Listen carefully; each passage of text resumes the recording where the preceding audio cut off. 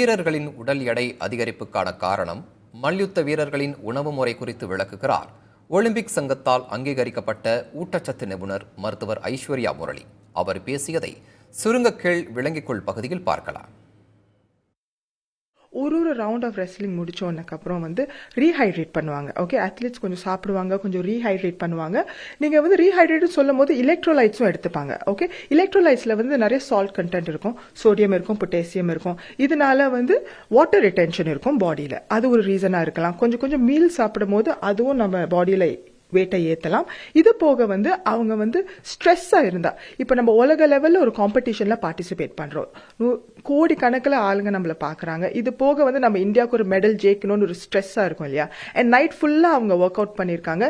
இதனால கோர்டிசால் என்கிற ஒரு ஸ்ட்ரெஸ் ஹார்மோன் பாடியில் சுரக்கும். இதனால கூட வாட்டர் ரிட்டென்ஷன் அதிகமாகலாம். அண்ட் உங்களுக்கு ரீசெண்டாக தெரிஞ்சிருக்கும், இப்போ நீங்கள் ஒலிம்பிக்ஸ்லாம் ஃபாலோ பண்ணீங்கன்னா ஸ்லீப் ஒழுங்கா இல்லை. ஓகே, அந்த தூக்கமின்மை இருக்கு அத்லீட்ஸுக்கு. ஏன்னா கார்ட்போர்ட் பெட்ஸ் தான் கொடுத்துருக்காங்க. இது போக என்ன பண்ணியிருக்காங்கன்னா ஏசியும் இல்லை. ஏன்னா they're trying to go environmental friendly. So AC இல்லாதது, கார்ட்போர்ட் பெட்ஸ் இருக்கிறது, இதனால அத்லீட்ஸுக்கு தூக்கமும் ஒழுங்கா இல்லை. ஸோ நம்ம தூங்கலாட்டினா கூட வாட்டர் ரிட்டென்ஷன் அதிகரிக்கும். ஏன்னா வேசோப்ரேசின் ஒரு ஹார்மோன் இருக்கு, அது உடம்புல சுரக்க சுரக்க வாட்டர் ரிட்டென்ஷனும் அதிகமாக இருக்கலாம்.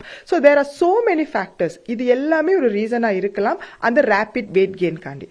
ஸோ அது ஃபேட்னு சொல்ல முடியாது. இட்ஸ் மோஸ்ட்லி உடம்புல நீர் கோர்க்கிறது தான் சொல்லுவோம். அதனால அந்த 12 ஹவர்ஸ்ல அவங்க ட்ரை பண்ணிருக்காங்க அதை குறைக்கிறதுக்கு. ஆனா அது ரொம்ப ஒரு டிஃபிகல்ட்டான ஒரு சேலஞ்ச் தான். ஏன்னா அட்லீஸ்ட் 1 டே ஆச்சு ஆயிருக்கணும். ஸோ அந்த 2.7 கிலோ எக்ஸ்ட்ரால இருந்து ஆல்மோஸ்ட் கொண்டு வந்துட்டாங்க. ஆனா அந்த 100 கிராம் அதுதான் டிஸ்குவாலிஃபை பண்ண காரணமா இருந்திருக்கு.